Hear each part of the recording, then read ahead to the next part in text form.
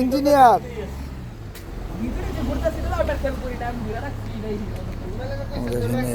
গাড়ির নিচে কাজ করতেছে।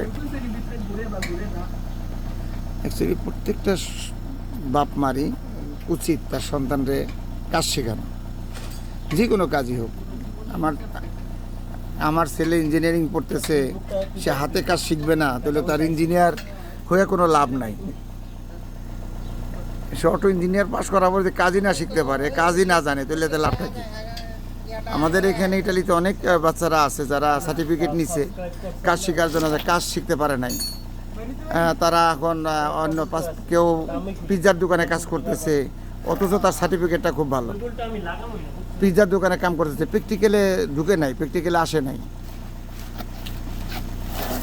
কমে তো সেন্তি বাবা কাজিনো দিবি ইম্পারারে বাবা বিস্ত